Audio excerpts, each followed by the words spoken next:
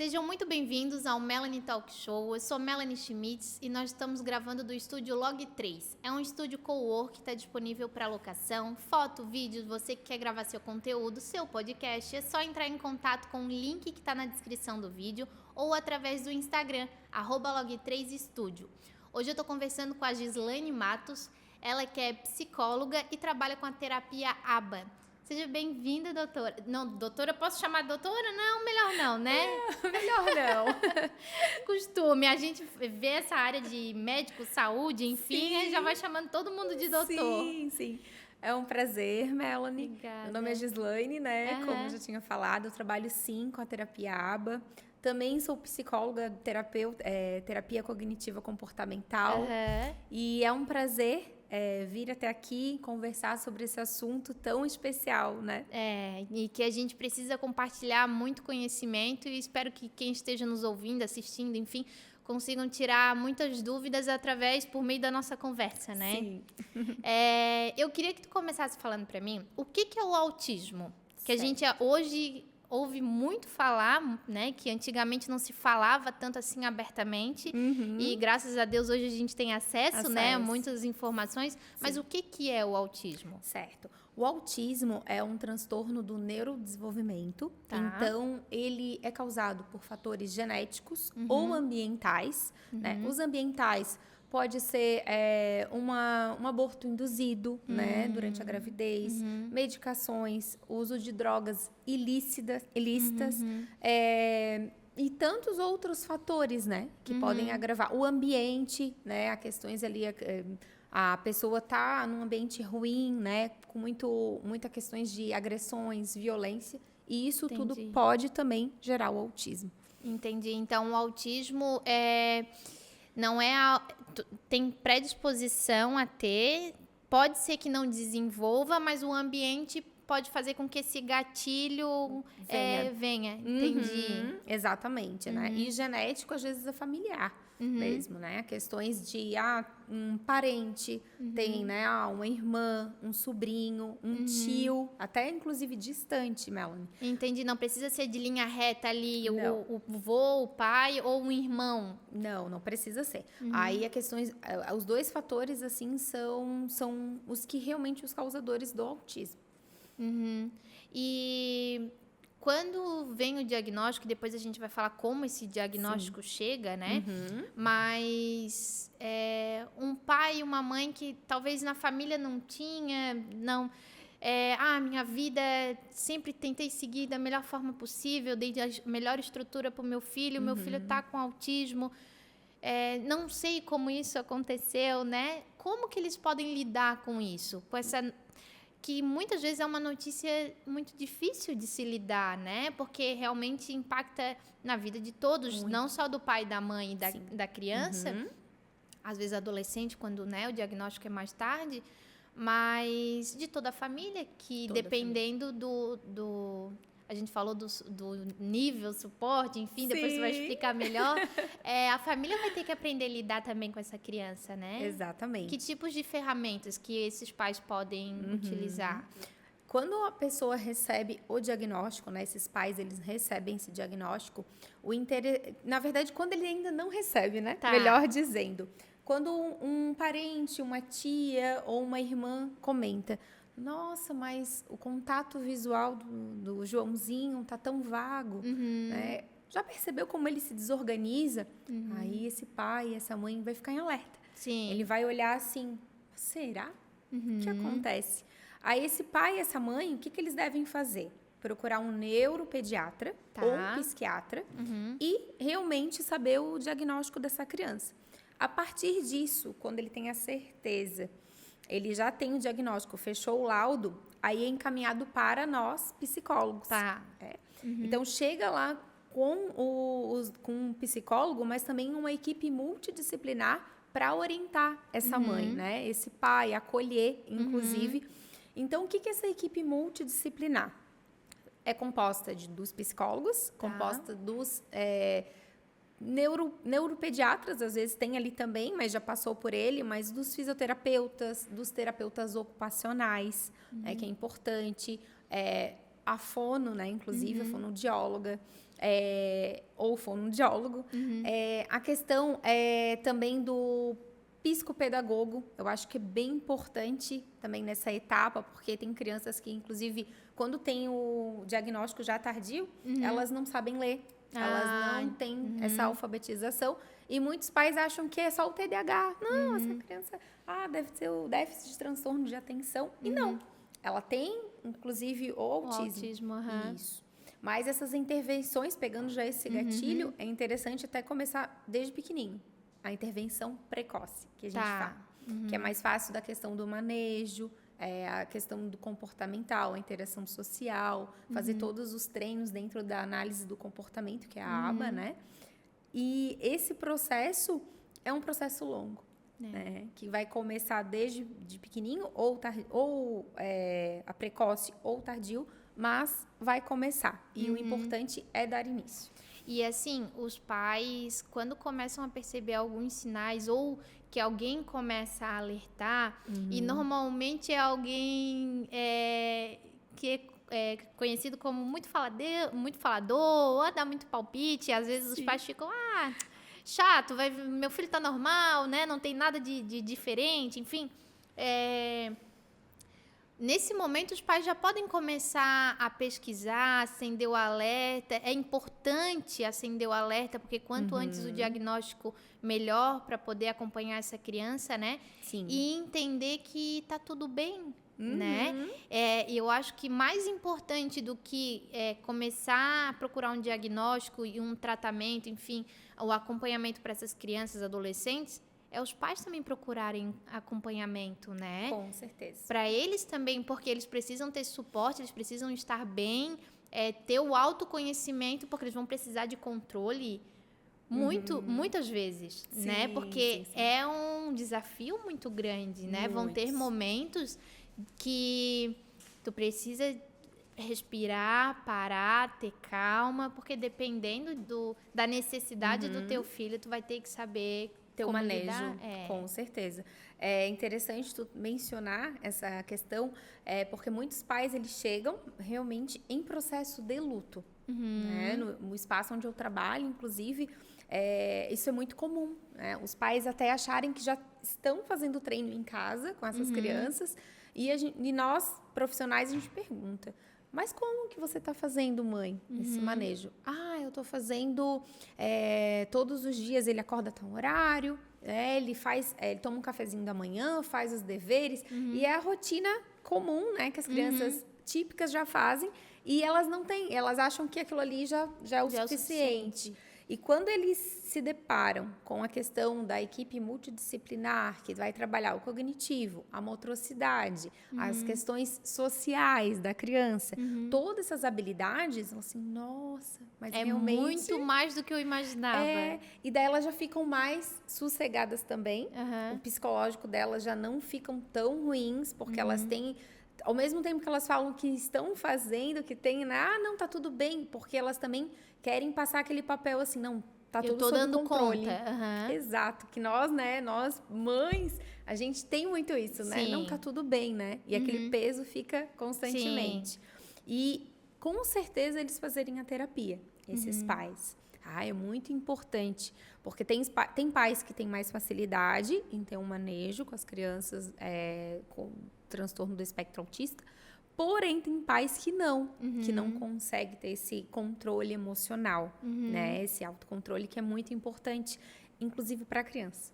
E assim, lógico que com o passar do tempo, tu vai te acostumando com a criança, tu vai aprendendo a lidar, mas se tu tem ferramentas para te autoconhecer, para saber como lidar com as situações que tu vai enfrentar, é muito melhor, com certeza. Se quanto antes tu não espera para procurar uma ajuda profissional, tô falando nesse primeiro momento dos pais, sim, quando a gota d'água estourar e chegar num ponto de esgotamento, né?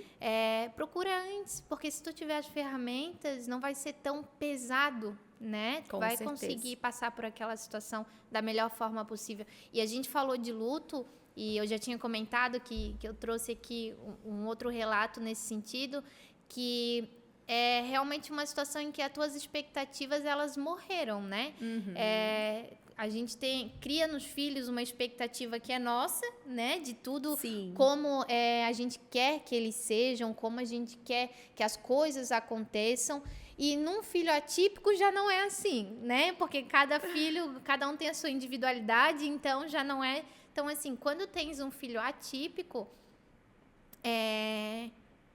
tu tem que entender que vamos recomeçar. Exato. Porque daí, desse modo, Aprender, cada né? conquista vai ser uma vitória. Cada passo que acontecer, tu vai pensar, poxa, ele chegou até aqui. Com certeza. Vamos trabalhar, quem sabe ele chegue num próximo nível e tal. Então, cada passinho, cada conquista, cada coisinha do dia a dia é importantíssimo. É importante, com certeza. né? Eu sempre digo, até falei para você anteriormente, que são 3 passos, né? É procurar a equipe, né? Para começar essa intervenção com a criança. Mas eu acho que o segundo passo e o terceiro passo são mais importantes do que o primeiro, inclusive. Porque essa criança, ela precisa ser acolhida em casa, né? Pelos pais. E muitos pais, às vezes, eles esquecem disso. Né? Inclusive com o irmão, né? Por exemplo, eu tenho um caso de uma paciente que ela tem o autismo severo, suporte 3, e, inclusive, ela tem um irmão. Só que esse irmão é uma criança típica, né? Só que eles têm muitas disputas de atenção. Tá, então, entendi. eles acabam levando a atenção para a criança atípica e a outra acaba, tipo, de alguma forma, não tendo aquela atenção. Ela sente isso, ela tem essa sensibilidade, né? E o que eu faço? Inclusive, eu atendo domiciliar essa paciente e eu falo assim, né, que é importantíssimo acolher os dois. Né? A família ter esse manejo, né? Com muito treino, com essa interação com essas crianças, a gente conseguiu aproximar. E ainda há muita intervenção, né? Muitos comportamentos interferentes, comportamentos ruins da parte dessa minha paciente autista, por conta que ela acha que a atenção é toda dela. Entendi. Entende? Então, os pais estão aprendendo, porque é muito difícil, né? Casa de ferreiro, espeto de pau. É muito difícil você lidar, porém, a gente está conseguindo, de formas, de manejos, acessar esse processo. Então, acolher, como eu falei, segundo passo, fazer o acolhimento é primordial. É muito importante. Colocar o mano, a mana, enfim, o irmão ali... o mano, ele é diferente. Isso. Ele tem algumas questões que com você vai ser de uma forma e com ele vai ser de outra. Mas os dois, a gente ama igual, a gente vai dar atenção igual. Isso. Nesse momento, o mano precisa da mãe e do pai. Daqui a pouquinho é você quem vai precisar e o mano vai esperar um pouquinho. Isso. Tentar tratar da forma mais natural possível, né? Claro que dentro da sua individualidade, lógico que tem momentos, né, que a atenção realmente acaba ficando um pouquinho maior para um do que para outro, mas tentar compensar de alguma forma e explicar para os dois, né? Sim. Não só para o mano típico ou a mana, enfim, mas para o próprio autista dizer para ele que que ele tem um diagnóstico, que ele tem necessidades especiais diferentes, mas que dentro de casa todo mundo igual, dentro da sua individualidade, cada um tem seu papel, cada um tem a sua responsabilidade, que desde pequenininho a gente pode ir tratando dessa forma, né? Isso, é o terceiro ponto, né, inclusive, né, que tu estás mencionando, que é isso, é a criança entender que ela tem... Talvez o severo, né, a questão do suporte 3, não tem essa compreensão. Eles não têm o verbal, muitos não têm o verbal, não tem a função, né, na conversa, uma conversa, assim, disfuncional mesmo. Mas, de alguma forma, ela consegue, né, fazer o entendimento e fazer esse acolhimento e entender. Assim, vai trazer, sim, né, o que orienta esses pais, assim, mas o Joãozinho chegou e daí... Chegou, mas a Ana, né? Vamos dar os nomes assim. A Ana não aceita. Não, traz o Joãozinho, coloca sentado junto. Sua vez, né? Minha vez, né? Fazer essa divisão para a criança entender que tá tudo bem. Que aquilo ali não é uma disputa, né? Inclusive fazer uma organização no ambiente. Quem sabe fazer umas fichinhas, né? A gente diz assim, umas economias de fichas que a criança pode dividir. Quando a gente trabalha muito com um mouse time, que é um ratinho que ele vai comendo as maçãzinhas e ele chega no rato. Aí, quando ele apita, sua vez. Entendi. Ter estratégias, ter as ferramentas, por isso que é importante o psicólogo, né, fazer essas orientações. Aí, quando chegar ali no ratinho, aí você vai entregar a ficha. Daí agora é hora de fazer tal atividade, ou ver a TV, que acaba sendo um reforçador, ou fazer uma atividade específica com a mãe ou com o pai. Então, saber quando é a hora de um e quando é a hora do outro. Trazer ferramentas para que a dinâmica dentro de casa seja o mais prático possível. E que os dois consigam entender, 2, 3, enfim, consigam entender que tudo tem seu momento. Exato. Assim como filhos típicos, irmãos que a gente tem, que começa aquela que eu digo que o primeiro convívio de sociedade que a gente tem é dentro de casa, né? Então, a estrutura ali de ter que dividir um banheiro, ter que dividir um quarto, ter que dividir o dia a dia. Agora é a tua vez de... Terminou de comer, bota o prato na pia, não sei o quê. Essas coisas básicas do dia a dia já vai formando a personalidade e formando aquele ser para a sociedade, né? Com certeza. E quando tem um filho atípico, não impede também da mesma forma que se fosse um filho típico...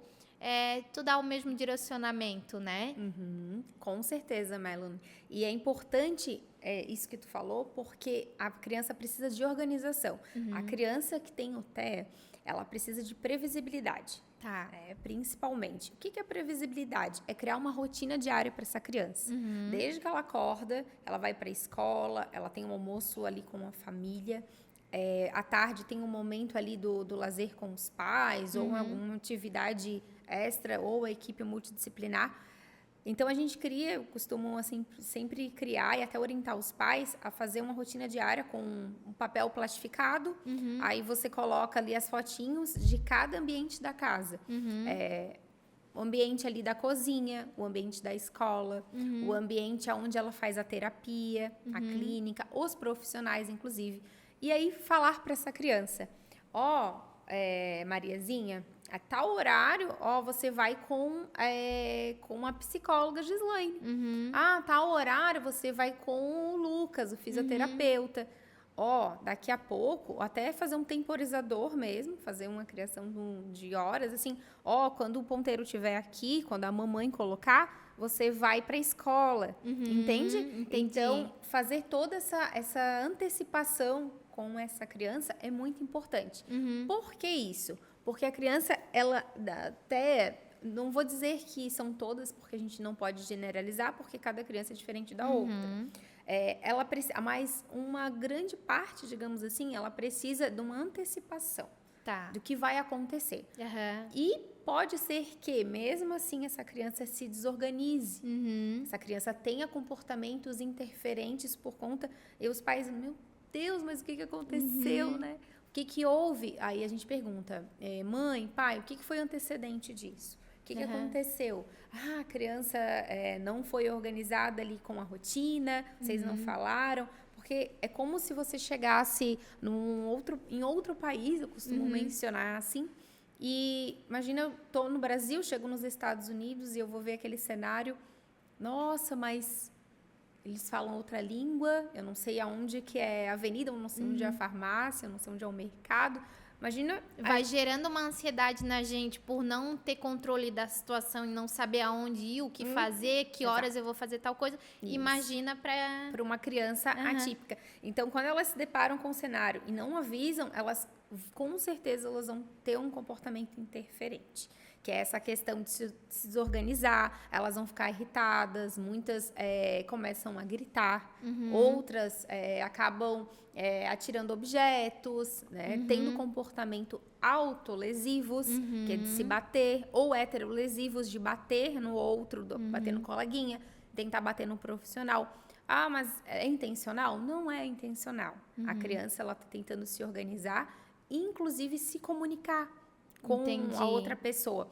E aí os pais, às vezes, não têm esse manejo, não tem o comunicador, né? Que toda fono, nós psicólogos, a gente acostuma dizer que precisa do comunicador, né? Que é a comunicação alternativa, o CA, que geralmente é um iPad que a criança utiliza, e aí ela indica, eu quero ir na escola, eu quero brincar. Entendi. E ela vai colocando ali, quando não tem o verbal, né? O verbal, vocalizar aquilo. Mas a criança também consegue se comunicar de outras formas. O apontar, que tem muito no treino da aba, né? Os mandos que a gente fala. O que você quer? Entendi. E falar pausadamente. Nunca falar aceleradamente, porque a criança, muitos têm um intervalo de tempo. Né? Meus pacientes, os atendimentos mais severos, né? Os suportes mais severos, eles têm o que você quer? Eu tenho que esperar mais ou menos uns 2, 3 segundos. Ou até 15 segundos, tem casos lá na clínica. Então, você tem que esperar, ter aquele tempo. A criança está com um comportamento interferente, ela se jogou no chão, você também não vai dar atenção para aquilo. Vai deixar a criança parar de chorar, não vai olhar, vai fazer extinção, que a gente fala. Quando ela se acalmar, você redireciona ela para outra atividade. Que seria um filho típico naquela fase de 2, 3 anos que começa com essas birras e muitas vezes se joga no chão. Exato. É muito parecido, que vai também ter que...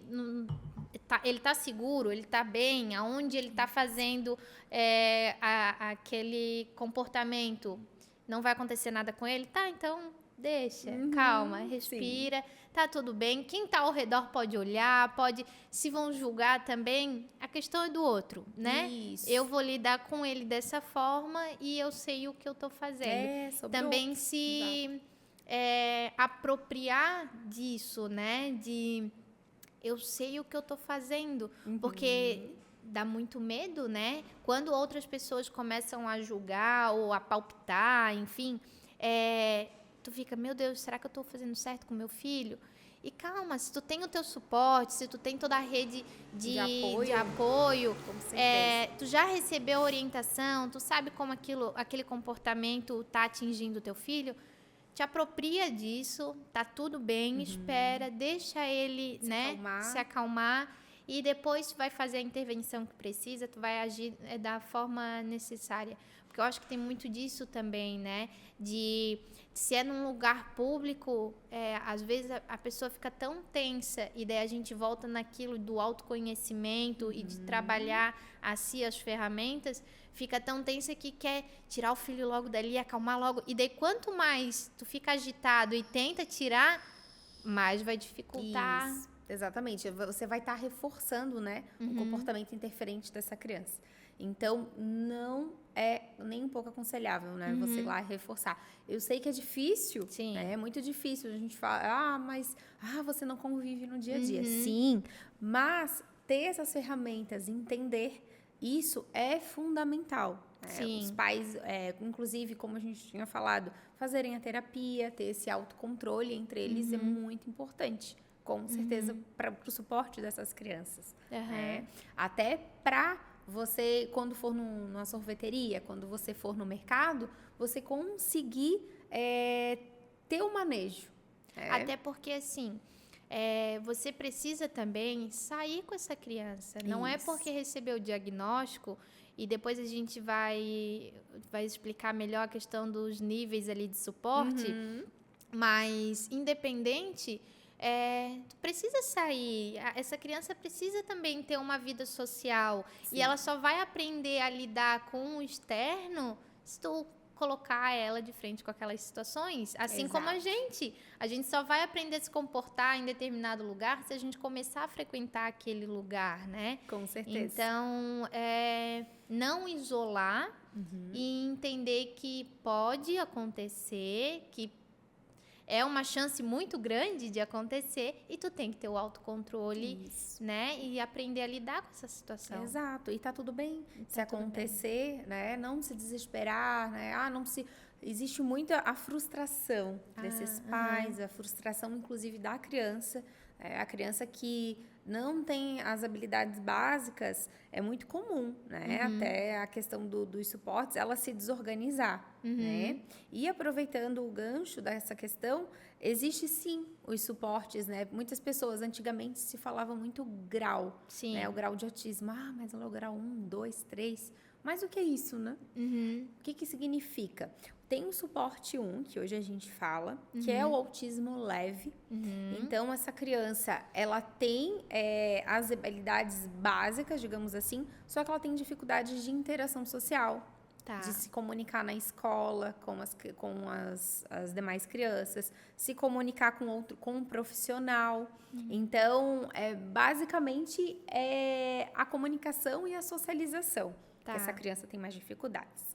Aí tem o suporte 2, que é o nível moderado, que essa criança ela já precisa de um pouco mais de suporte ali de uma equipe multidisciplinar, do psicólogo, dos pais, do professor, do auxiliar de sala, para poder ter os manejos, né? Para ela poder entender. O que significa? Às vezes uma ajuda para comer, uma ajuda para se comunicar.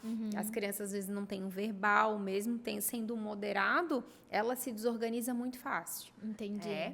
E tem o suporte 3, que é daí o autismo realmente severo, que dessa criança ela se desorganiza a maioria das vezes, ela precisa com certeza de uma previsibilidade. Os demais já precisariam do suporte 2 principalmente também, mas o suporte 3 precisa ter aquela rotina. O comunicador, as fotinhos ali, a rotina com os pais, um suporte a mais, né? Essa criança, ela com certeza ela não vai conseguir ir no mercado sozinha, com o suporte 3, ela não vai conseguir ir na padaria, mas com muito treino, com muita terapia, com muita equipe ali trabalhando com ela, é possível sim chegar a um nível 2, voltar e ela chegar a um nível 2. É todos os casos, Gislaine? Não é. Depende muito.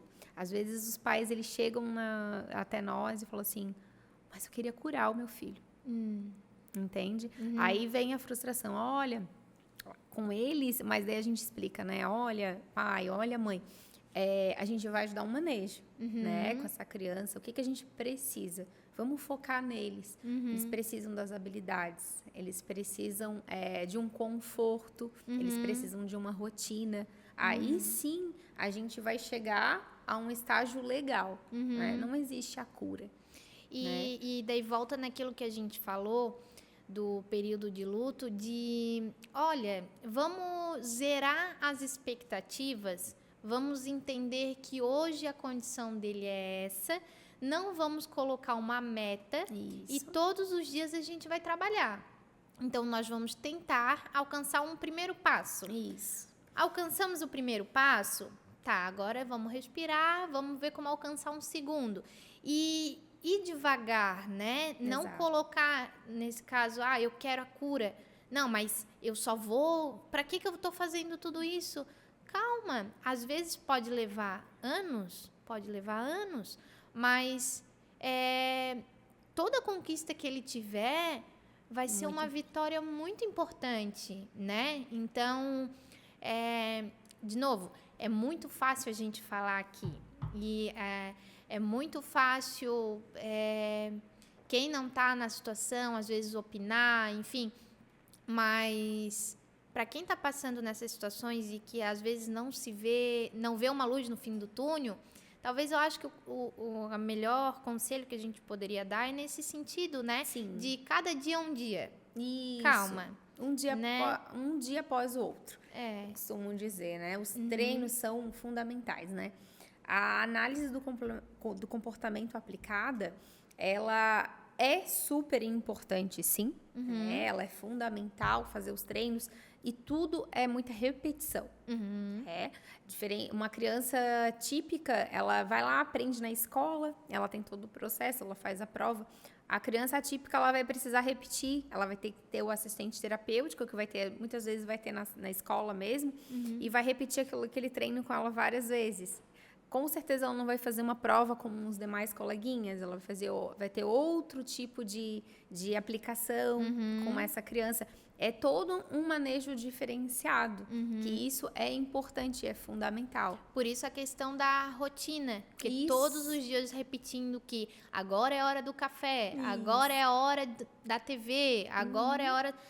todos os dias repetindo aquilo, a criança vai começar a se sentir confortável e segura. Exato. Porque ela sabe o que vai acontecer depois. Sim, é muito importante. Entendi. E é também importante te falar que a análise do comportamento aplicada a gente utiliza, mas eu também gosto de dizer que eu também, com essa minha paciente, inclusive, que é um autismo mais severo, eu usei uma forma mais discreta com ela, que a gente chama de DTT, que é tentativas discretas. Tá. Então, essa criança, a aba, ela ensina que você tem que sentar na cadeira e você fazer ali a tarefa, fazer o treino, sentadinha na cadeira, na mesa, sobre a mesa. Só que com essa criança, eu tive que estudar mais e entender que ela não funcionava assim. E que ela passou por N profissionais e não conseguiram ter um manejo com ela na análise do comportamento aplicada, né? Que a gente diz que é a aba clássica. A gente teve que pular algumas etapas, né? Daí passei para minha supervisora assim, olha, com essa paciente a gente não vai conseguir fazer assim. Disse, não, então tenta dessa outra forma. Beleza.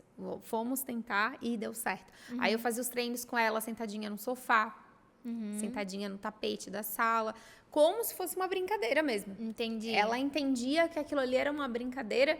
Quando eu sentia que ela tinha um tempo curto de permanência, então a gente parava os treinos, eu já pegava e redirecionava ela para uma brincadeira, para uma bolha de sabão que ela gosta muito, para um brinquedo sensorial, que é aquelas gelecas. A gente trouxe ela para esse cenário e depois o interessante, né, que chegou um certo tempo que ela automático assim, vamos sentar? Ela vinha. Porque ela entendia que aquilo, olha, né? Sim, é algo diferente. Ela tá fazendo algo diferente. Ela não tá me forçando a fazer. E conseguimos alcançar vários pontos com essa paciente. Na questão do treino de espera, o tempo de permanência, entender, né? Quando essa criança, ela tinha o costume de chorar, de realmente se expressar gritando quando ela realmente queria algo. Então, a gente sempre fala assim, o que você quer? Eu não entendo quando você chora, o que você quer? Aí a gente alcançou a formar frases com ela. Eu quero brincar, eu quero ir no pula-pula, que a gente usava muito esse reforçador. Quando faz os treinos, a gente sempre gosta de levar ela para o reforçador positivo, que é a brincadeira, o pula-pula, brincar de bola, bolinha de sabão, ir no parque. Então, conseguimos alcançar muitas etapas. E esse exemplo, ele é maravilhoso, porque daí volta naquela coisa da individualidade, né? Isso. Não é porque a tua conhecida é daquela forma e aprende daquela forma que o teu vai ser assim também. Exato. Não é porque de forma geral, tem um método de aprendizado que o teu tem que seguir aquele método. É aquela coisa do dia a dia, né? Ir conhecendo e experimentando. Porque, por exemplo, uma leitura, às vezes não vai conseguir ler um texto, mas se tu colocar em forma de desenhos, ao invés de palavras, vai trocando, esse desenho, mais esse, conta qual historinha, né? Isso. É cansativo, né? Eu imagino, assim, que requer um nível de paciência e... fugiu a palavra, mas habilidades, isso, muito obrigada. Habilidades muito grandes, mas é possível, né? Muito, muito, muito chegar com essa criança. E é legal que quando a gente vê as evoluções, a gente usa um aplicativo para fazer os treinos, e quando você vai fazendo ali os treinos, você abre o gráfico para ver assim, nossa, como o fulano evoluiu, como ele avançou nas etapas, né, dos comportamentos interferentes, a gente conseguiu pular para algo positivo e ali vai avançando. Claro que, como eu falei, né, pode ser que essa criança regrida, que daí ela entre na manutenção dos treinos, sim, aí a gente volta a fazer os treinos e provavelmente ela vai alcançar, né? Então, assim, é todo um manejo, é dia a dia, algo assim que tem que ser muito trabalhado com essas crianças. E essas crianças que evoluíram, que aprenderam, enfim, algum gatilho pode fazer com que elas retroajam?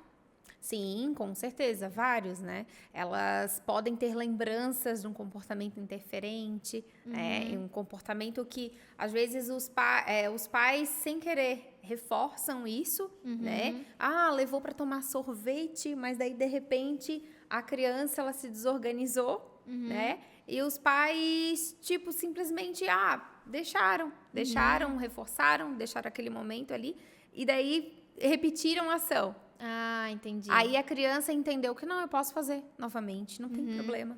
Como a criança típica também, né?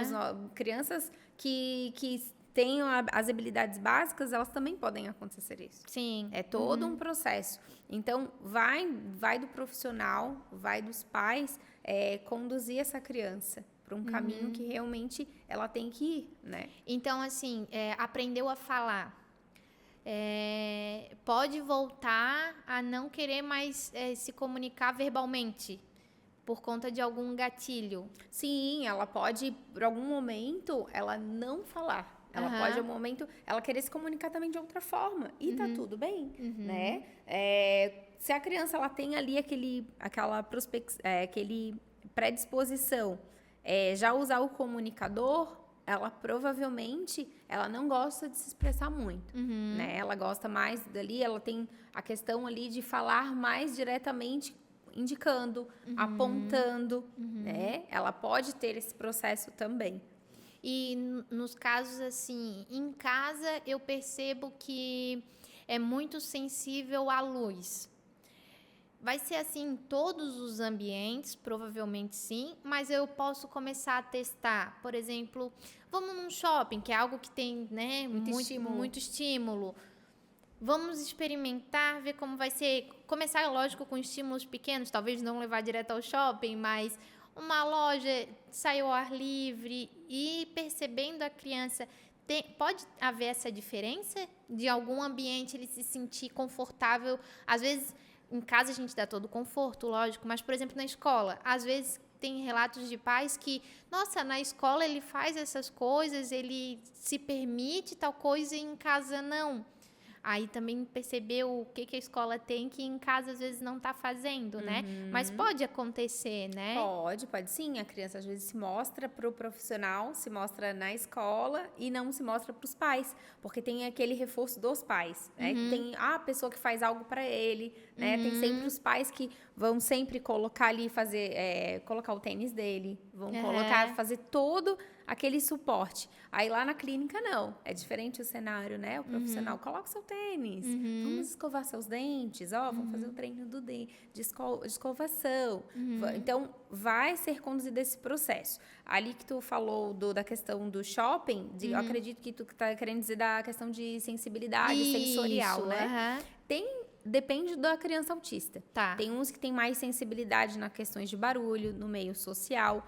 Outros têm mais sensibilidade na questão do tato profundo, né? Eles precisam do tato. Depende da criança. Então, cabe os pais e cabe essa equipe que está fazendo a intervenção com essa criança descobrir o que essa criança gosta, qual os brinquedos, as brincadeiras, né? Os estímulos que essa criança precisa para a vida mesmo, né? Para o dia a dia.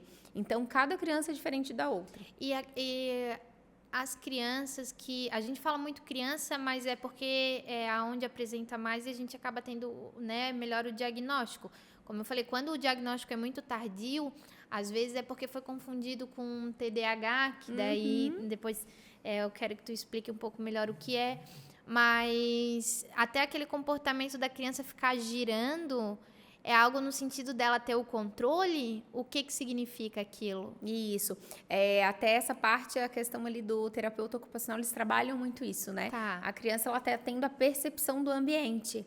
Tá. Então, quando ela começa a girar e ter olhar, né, para trás, que geralmente ela olha, ela quer ter a percepção maior. Entendi. Do ambiente. Ela está tentando se localizar, ela está tentando entender aonde ela está, o que ela está fazendo. Então, é importante não não interferir naquilo ali, tem que chegar com calma. Com calma. Porque assim a criança vai ficar girando, coitadinha.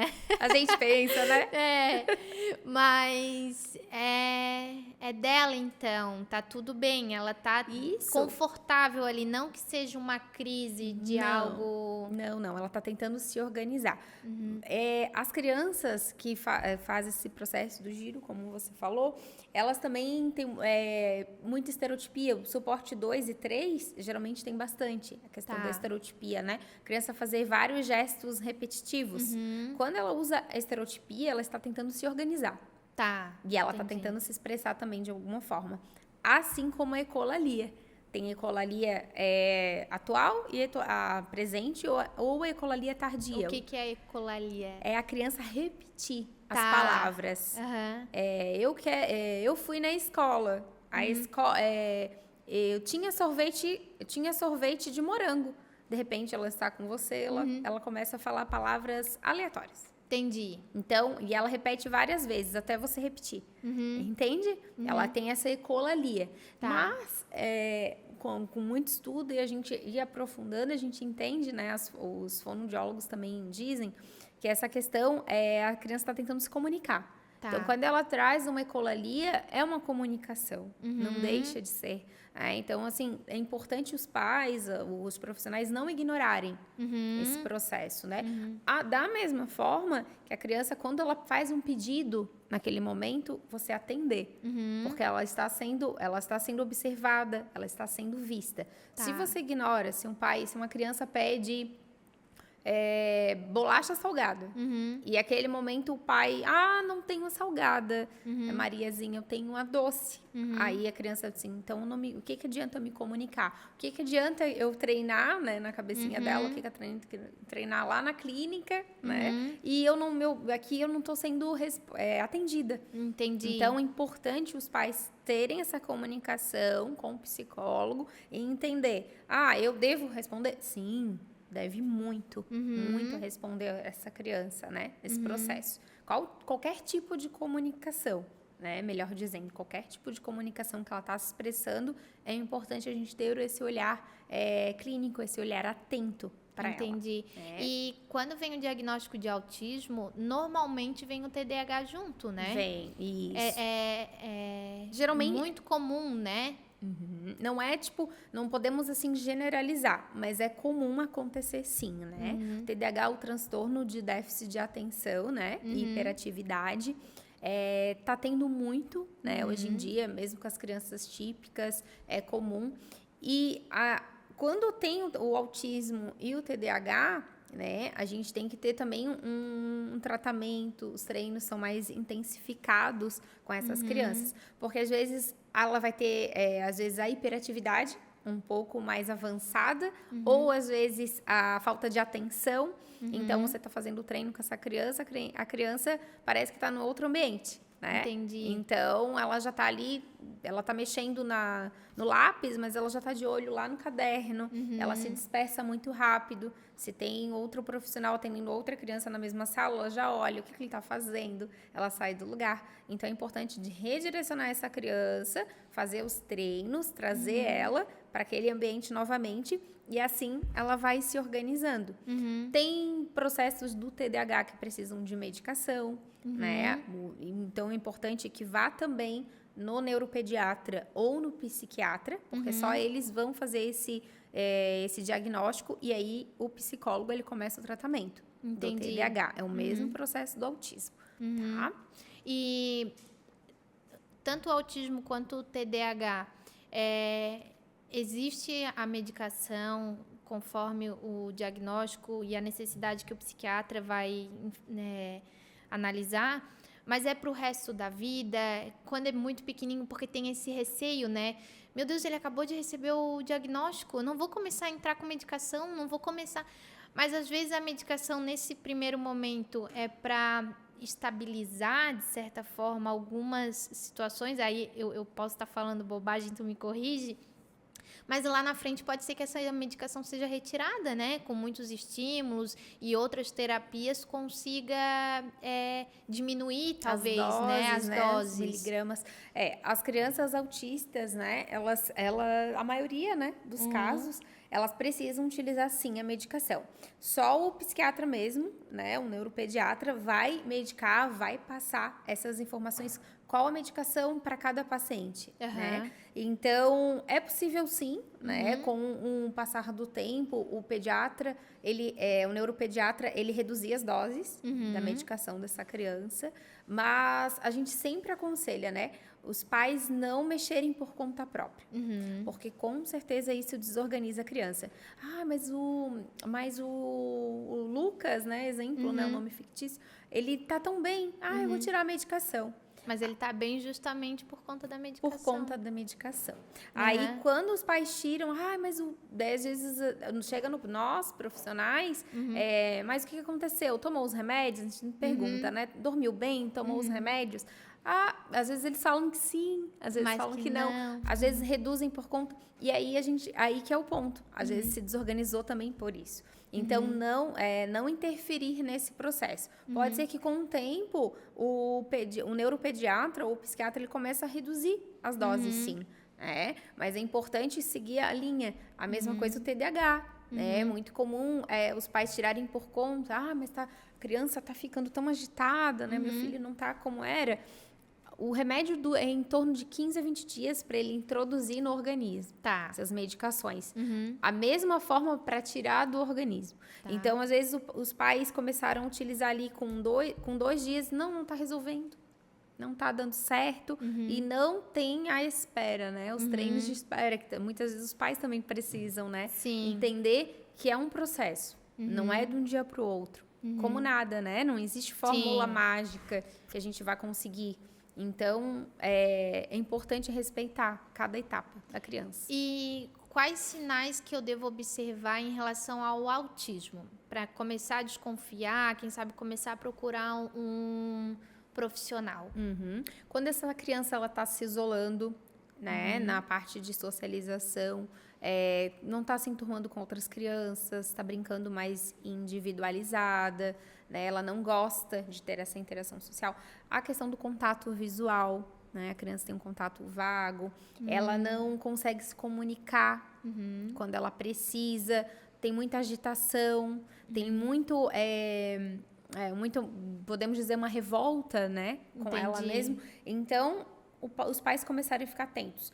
O interessante sempre é a intervenção precoce. A criança ali na faixa de 1 aninho e meio, 2 anos, 2 anos e meio. Já começa a apresentar sinais com... Já começa. É difícil de falar se a gente consegue identificar se é suporte 1, 2 e 3. Com 2 aninhos, eu não consigo ainda ter esse diagnóstico. Um pouco mais pra frente, lá com 4, 5 anos. Porém, a gente já começa as intervenções, né? A gente aplica os testes, a partir do momento que a gente tem o laudo já do TEA, a gente começa os testes psicológicos, né? Eu costumo aplicar muito Portage com a criança que tem daí consegue ver as habilidades até os 6 anos. Então, começa a fazer ali a parte de começa a identificar a parte de socialização, cognitivo, motricidade. Qual é essas partes, né, junto com os demais profissionais, que a criança tem mais dificuldade. Ali a gente monta um plano de ensino e a partir disso começa os treinos. Entendi. E acompanhar, com 1 ano tem que estar tentando caminhar ou pelo menos se apoiar, enfim, com tal idade tem que estar falando... Porque tem, né, uma regrinha mais ou menos que a gente tem que seguir. E se a criança não está seguindo aquele roteiro, entre aspas, né, ligar já um alerta que pode ser um sinal também, né? Porque, como a gente falou, cada criança, o TEA, ele vai se apresentar diferente em cada criança. Sim. Né? Não necessariamente, mas o meu, ele não tem essa coisa do olhar vago, né? Ou ele presta atenção, mas às vezes tem alguma outra coisa que ele vai apresentar, né? Como essa questão do girar, ou eu não sei, alinhar, eu não sei se também faz parte daí, ou do TDAH, a coisa de esquecer objetos ou a desorganização. Sim, aí também. Aí uma criança que precisa de organização por causa do autismo, mas ao mesmo tempo tem o TDAH que ela se dispersa e acaba esquecendo. Então é um desafio muito grande, né? A conseguir observar esses... ter o feeling, né, para entender esse processo. Como eu te falei, é acompanhado sim, às vezes interfere muito o TDAH quando a criança tem. Muitas vezes também tem déficit, tem DI, né? Que é a deficiência intelectual. Então, tem mais dificuldade na parte escolar, né? Então, o neuropsicólogo... Daí, quando parte para DI, o neuropsicólogo vai começar a atuar, vai aplicar os testes para conseguir identificar qual o nível também dessa criança. Aí também é uns treinos mais aplicados. Entendi. Além do TDAH e do autismo, né, mas que precisam ser feitos. O TDAH, assim como no autismo, o ambiente e medicação, às vezes contato com drogas ilícitas dos pais, enfim, também é a causa ou não? O TDAH é algo genético? Qual é a causa do TDAH? O TDAH ele é algo genético. Tá. Né? A criança ela já nasce com o transtorno de déficit de atenção. Tá. Né? Pode ser que ao longo ela comece a agravar esse processo? Sim, é possível, né? Mas ela já é mais genético. Né? Tá. E o autismo, como eu te falei, né? Questões, ela já vem da barriga, mas pode ser que tenha interferências na questão ambiental, né? Como que foi essa gestação com essa mãe, né? Foi num ambiente com violência, foi num ambiente com drogas ilícitas, foi num ambiente ou foi genético, né? Então, assim, ele não vai desenvolver o TDAH porque tem o autismo. Tem nada a ver. Às vezes tem o autismo, mas não vai ter o TDAH. E às vezes tem só o TDAH. Isso, ela pode vir a aparecer no decorrer do tempo, né? Ela pode vir a aparecer, mas já é genético. Geralmente o TDAH já é genético. E a questão da deficiência intelectual, aí também já vem algo genético. Isso, a deficiência intelectual, ela também acaba se desenvolvendo ao longo do tempo. Ela já é um pouquinho mais diferente. Com o longo do tempo, ela começa a desenvolver, né? Com questões do autismo, inclusive. Aí a criança começa a aplicar, a mostrar que não tem tanta habilidade. E aí os pais, eles já começam a fazer essa intervenção também. Entendi. Né? Então, é importante sempre estar atento. Outra questão que é bem importante, que a gente fala muito das crianças, né? Mas, às vezes, há adultos autistas. E que, às vezes, não chegaram nesse diagnóstico ainda. Eu já teve casos de pacientes que eu atendi, já tinha 18 anos, e muita restrição alimentar. Olha só que curioso. E não comia laranja, não comia feijão, arroz. E o que há, né? Aí foi no médico. Aí o médico encaminhou pro psiquiatra. E o psiquiatra diagnosticou com autismo. Olha só. Bem interessante. A gente acha que é um adulto enjoado, entre aspas. Isso. Mas às vezes... Porque não come, mas na verdade pode ser um sinal. Exato, bastante seletividade. Questões de sensibilidade, a questão sensorial, do cheiro, né? Insuportável, tem ambientes que não se adaptava, questões de barulho, de socialização. A gente acha, nossa, mas aquela pessoa, ela gosta de se isolar, né? Que estranho, né? Ela não é social, ela não se socializa. Às vezes tem autismo e ela nem sabe. Olha só. É bem interessante. A gente fala muito de criança porque a gente acaba, né, o diagnóstico começa a partir disso. Mas sempre é bom se atentar. Às vezes os pais têm autismo, a criança tem, e os pais não sabem que tem. E às vezes é um fator genético. Acha só que é uma criança que não quer comer. Não quer comer. Porque agora tá escolhendo o que come. E às vezes já é um sinal essa seletividade e a gente não sabe. Isso é muito comum, a seletividade alimentar. E daí eu falei ali da equipe, mas também tem um nutricionista, né, envolvido, fisioterapeuta, nutri. Então é uma equipe mesmo para fazer essa intervenção. E aí eu acompanho muitos atendimentos assim, né, com alguns pacientes, e daí o legal é que daí vai acessar essa criança de uma forma mais lúdica. Entendi. Que é a questão de fazer chips com macarrão, né? A Nutri, minha colega de trabalho, ela faz muito assim, várias coisas diferentes. Bolinho de feijão, né? Esses dias ela chegou fazendo árvore de brócolis.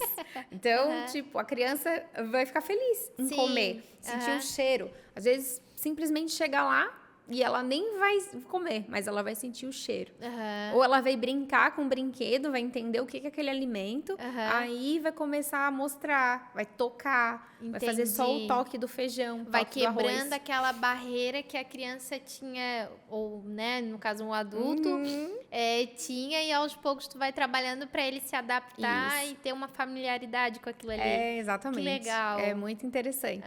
Então, é possível quebrar essas barreiras, é possível. Muito. A questão é o que a gente falou, é ter paciência e todo dia trabalhar de pouquinho em pouquinho para conquistar essas evoluções, né? Sim. Bem isso.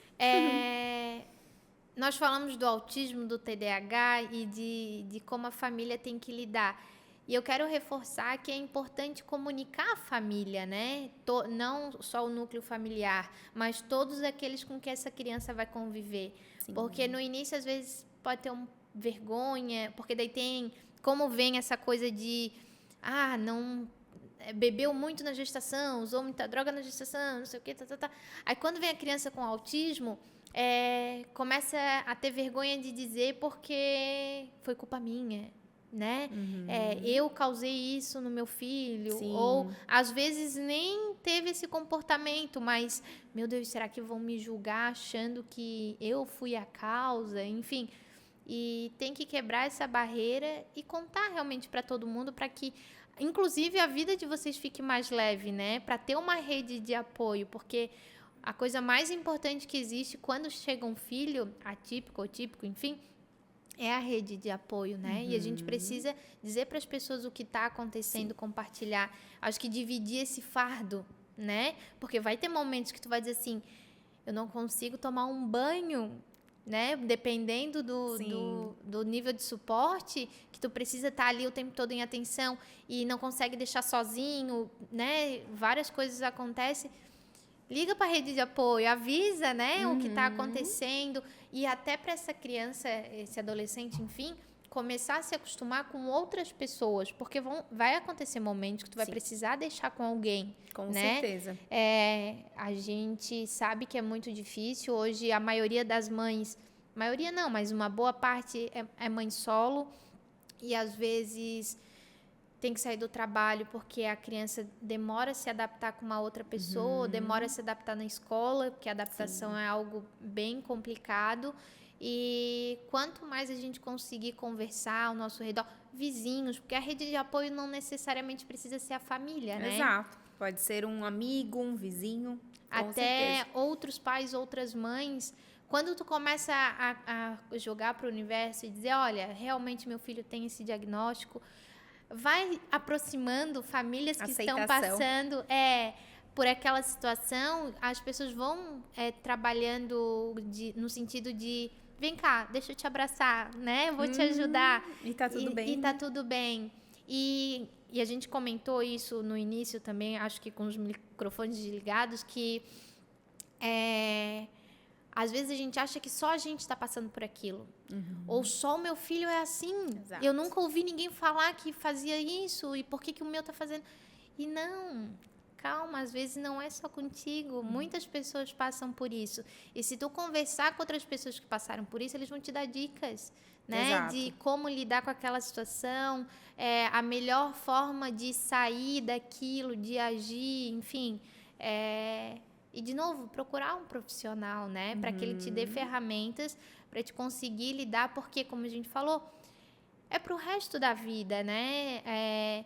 Não existe uma cura e a gente vai ter que aprender a lidar. Não vai ser para o resto da vida aquela situação, talvez, daquela forma, porque conforme vai trabalhando, a expectativa é ir melhorando, né? Essa criança, enfim, ter autonomia, mas vai ser para o resto da vida. Isso. Então, é importante esse acolhimento, com certeza, né? Como tu falou, essa rede de apoio, né? Ter esse suporte e não ter vergonha, porque é muito comum. Às vezes as pessoas, elas não têm vergonha de dizer que a criança tem o nível de suporte 1, que é autismo leve, mas tem muita vergonha de dizer que tem o suporte 3. Porque essa criança se desorganiza, essa criança ela vai começar a gritar. E esse pai como a gente falou, realmente, depois, com os microfones desligados, essa criança, ela vai realmente achar uma forma de se organizar. Ela vai, às vezes, procurar música para se organizar, e os pais não vão entender, não vão aceitar, às vezes ela vai querer comer com a mão, né? E aí os treinos. Sim. Que a gente precisa treinar todos os dias com essa criança. E os pais não terem essa vergonha, né? Não terem realmente entender a situação do seu filho e procurar tentar amenizar com as habilidades básicas, as habilidades diárias que a gente fala, a tentar amenizar ao máximo, né? Fazer uma economia de fichas, que é a questão do fazer a criança, ela vai botar 3 estrelinhas, depois das 3 estrelinhas ali com um velcro coladinho, ela faz a brincadeira. Organizar ela, criar uma rotina. Com certeza, a criança com TEA, ela vai precisar de uma rotina. Tá? Não é besteira, não é mania, não é a criança que é mimada e não quer comer, né? São alertas, né? Sim. E assim, de qualquer modo, vai procurar, porque se não for nada, ok, né? Tu entendeu que talvez, então, realmente é uma mania, então vamos trabalhar essa mania. Mas se não for, já começa ali um tratamento e uma adaptação para o bem-estar da família e do adolescente, da criança, enfim, né? Isso mesmo. Eu quero reforçar aqui que existe um grupo que está em São José, mas ele está expandindo para outras cidades, que se chama Familiares e Amigos do PCD. É um grupo voltado para pais e filhos com o grau, aí eu vou falar errado aqui, mas o grau mais, o nível de suporte mais avançado de autismo e outras deficiências intelectuais. E esse grupo, eles trabalham 2 vezes na semana. Uma é para lazer, então eles vão em pizzaria, boliche, festas, enfim. Eles trabalham realmente essa coisa de levar a família para espairecer, conversar e mostrar que aquele PCD, ele pode ter acesso a isso também.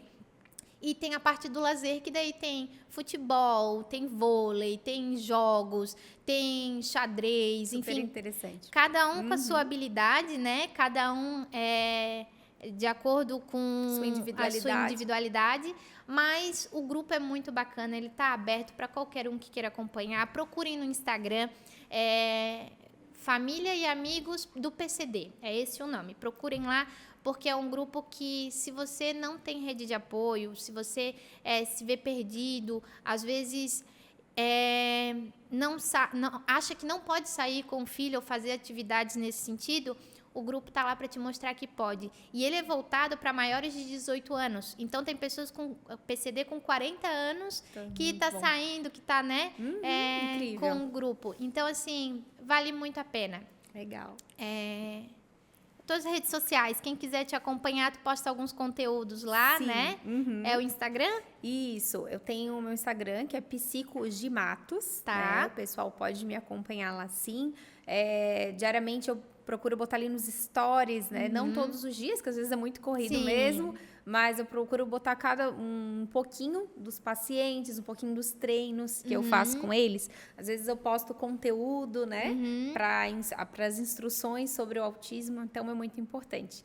E pegando esse engajamento que você falou, não sei como que tá o nosso tempo. Não, pode ir. Mas a questão ali dessa parte de sair, de ir no mercado, de ir no parque, é muito importante. Até trazendo um exemplo que eu atendia, uma das minhas primeiras pacientes, a gente fazia assim esse treino do mercado. E a gente viu, na época ali, ela tinha 12 anos, e a gente viu o quanto foi importante para ela. Essa menina, ela não saía de cá, ela não saía com a mãe para ir no mercado, nem no shopping, em nada. E começamos a fazer, né? Qual foi o primeiro momento, né? O que aconteceu atrás dos bastidores? Ela tentou fugas, né? Ela tentou ir nos corredores onde tinha o reforçador dela, que era o chocolate, que era a bala. E dali a gente redirecionava, né? Trazia ela para outro corredor, e sempre com um objetivo. Vamos comprar o abacaxi, a banana e daí no fim o terceiro item, um reforçador que ela gostava, o iogurte, por exemplo. A mãe escolheu o iogurte. Então íamos nós três, a mãe, essa paciente e eu. E toda semana a gente fazia esse treino. E ela teve um avanço muito legal. Porque no fim ela já saía com as sacolas na mão. Ela já queria ajudar. Teve um dia até aconteceu um acidente, né? Na questão que o suco dela quebrou o vidro, inclusive a minha sacola rasgou. Aí, quando a moça lá do supermercado, ela orientou, você vai lá, pega outro. A mãe dela disse que ela ficou atenta, vendo a hora que eu ia sair na porta. E a mãe até achou que ela queria se desorganizar para a questão de ir embora, de sair, voltar para o carro. E não. Ela ficou atenta até a hora que eu voltei. E a hora que eu voltei, ela abriu um sorriso, assim. Ela veio. Então, ela acostumou. Ela se habituou naquele treino. E para ela, aquilo ali era muito importante. Sim. Eram doses, assim, semanais que ela precisava. Então, uma dica para os pais é não terem vergonha. Irem. A criança geralmente tem uns crachás que você pode usar, que a criança pode usar. Levem, né? E não tenham vergonha de pedir ajuda. Na hora que a criança se desorganizou, pede ajuda para outra pessoa, né? Realmente passem amor para essa criança. Que eu acho que é o mais importante quando você inicia o tratamento. Eu sempre digo assim, né? Fazer por amor. Sim. Né? Até ser um terapeuta de uma criança autista, ou você ama ou você não gosta. Então, as mesmas coisas, a mesma situação para a rotina com essa criança, né? É importante você passar muito amor, né? Os pais terem esse amor, o profissional ter o amor e com certeza a criança vai sentir todo esse processo, vai se sentir acolhida e vai facilitar a vida dela.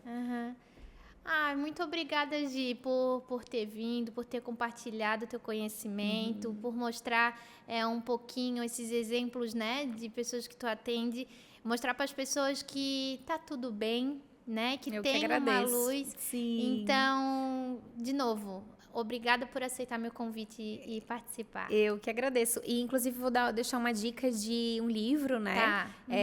Tipo Simplificando o Autismo, que é bem interessante. É uma dica de livro bem legal, que são as habilidades, né, básicas que os pais precisam ter, o manejo. Até deixa eu dar uma olhadinha aqui no nome do autor. Porque eu também, a gente comentou antes que eu vi um filme, eu não vou saber falar porque o nome é em inglês, é o nome da menina, mas eu vou deixar na descrição depois do vídeo o Instagram, as dicas de livro, enfim, e o nome do filme também, para quem quiser assistir e entender um pouquinho melhor sobre o autismo, né? Perfeito. Esse é o... do doutor Simplificando o Autismo, com o doutor Thiago Castro. Ele é muito legal, é um médico mesmo, né?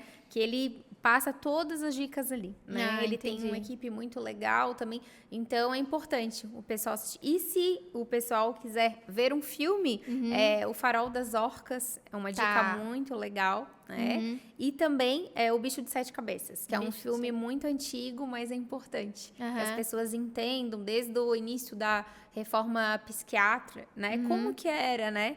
Tem outro também, um documentário do Holocausto Brasileiro, que também explica o início, a reforma psiquiátrica, que depois surgiu as clínicas, mas até então eram as clínicas, assim, clandestinas. Entendi. Que existiam muito, né? Justamente porque os pais tinham vergonha. Mas essas dicas são bem legais para a pessoa entender mais, né? Como que funciona. Vamos deixar tudo aqui na descrição do vídeo e depois vocês conseguem acessar e também assistir aí. E deixem nos comentários, né? Se assistir, se gostaram, enfim, o que vocês aprenderam. Então era isso, muito obrigada. Não se esqueçam de se inscrever no canal, aperta o sininho aí, sigam as nossas redes sociais, Instagram, TikTok. Nós estamos nas plataformas de áudio, Spotify, Deezer, Amazon Music. E era isso, até breve.